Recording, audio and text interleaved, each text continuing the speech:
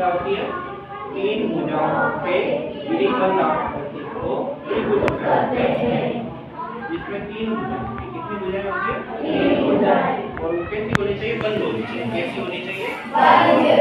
दूसरी बात आती है कि हम परिमाप याद करेंगे, इसके लिए भुजाओं के आधार पर त्रिभुज के कितने प्रकार होते हैं? तीन प्रकार। पहला प्रकार कौन सा है? समबाहु त्रिभुज। दूसरा समद्विबाहु त्रिभुज। तीसरा विषमबाहु त्रिभुज। अब सबसे पहले परिमाप की बात करें समबाहु त्रिभुज के बारे में। किसके बारे में बात करते हैं? समबाहु त्रिभुज के बारे में। ये मान लो कोई समबाहु त्रिभुज है और इसका आपको क्या ज्ञात करना है? परिमाप। परिमाप मतलब इसके तीनों भुजाओं पर आपको चक्कर लगा के वापस इसी स्थान पे मान लो पहुंचना। जैसे आपने स्थान ए से प्रारंभ किया, कहां से प्रारंभ किया? ए से आप कहां पे पहुंचे? बी पर। फिर बी से कहां पहुंचे? सी पर। फिर सी से वापस कहां पर पहुंचे? ए पर पहुंचे। तो आपने इसका पूरा चक्कर लगा लिया।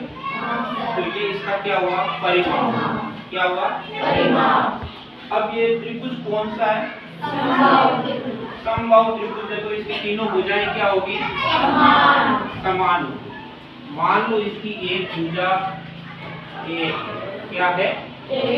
1 सेंटीमीटर है या मीटर है, जो भी इकाई दी हुई है, मान लो 1 सेंटीमीटर है। क्या है?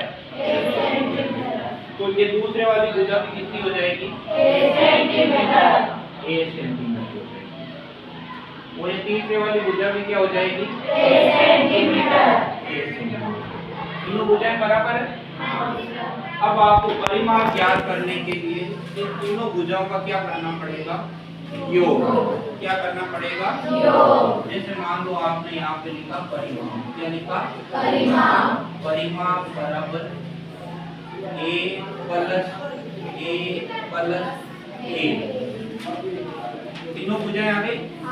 ये AB आ गई, ये BC आ गई और ये CA आ गई। a प्लस a जुड़ के क्या हो जाएगा? 3a। क्या हो गया? 3a। अब a यहाँ पे क्या है? भुजा। a यहाँ पे क्या है? भुजा। तो मैं इसको क्या लिख सकता हूँ? 3 गुणा भुजा। क्या लिख सकता हूँ? 3 गुणा भुजा। ये क्या हो गया? समबाहु त्रिभुज में परिमाप ज्ञात करने का सूत्र। क्या हो गया? सूत्र। समबाहु त्रिभुज का परिमाप ज्ञात करने का सूत्र निकल के क्या आया है? 3 गुणा भुजा। क्योंकि तीनों भुजाएं क्या होती है इसमें? समान होती है। तो इसको क्या कर लेंगे? 3 गुणा भुजा। मान लो एक भुजा 5 सेंटीमीटर की। कितना सेंटीमीटर की है? 5 सेंटीमीटर की। तो इसका परिमाप कितना हो जाएगा?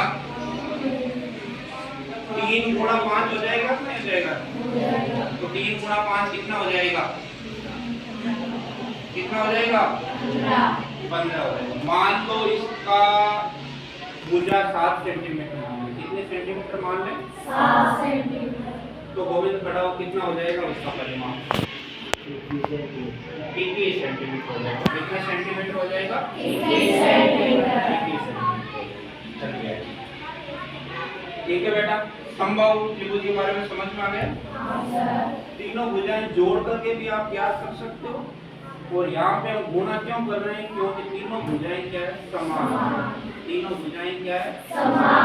समान। अब आते हैं दूसरे त्रिभुज। कौन से त्रिभुज पर आते हैं? दूसरे त्रिभुज। दूसरा त्रिभुज कौन सा है? समद्विबाहु त्रिभुज। समद्विबाहु त्रिभुज की क्या विशेषताएं होती है? जिसकी दो भुजाएं समान हो। तीसरी भुजा क्या होती है? अलग होती है। तीसरी भुजा क्या होती है? अलग। जैसे मान लो ये त्रिभुज P Q R। कितनी भुजाएं? तीनों भुजाएं में P Q R। अब यहाँ पे आपको P R और Q R में मैंने दो निशान बनाए भुजाओं। इसका मतलब क्या हुआ? ये दोनों भुजाएं क्या है? समान। ये दोनों भुजाएं लंबाई में क्या है? समान। जैसे मान लो इसकी लंबाई a है और इसकी भी लंबाई क्या है? a। तो इसकी लंबाई हम क्या मान सकते हैं? b D. क्या मान लेते हैं? डी।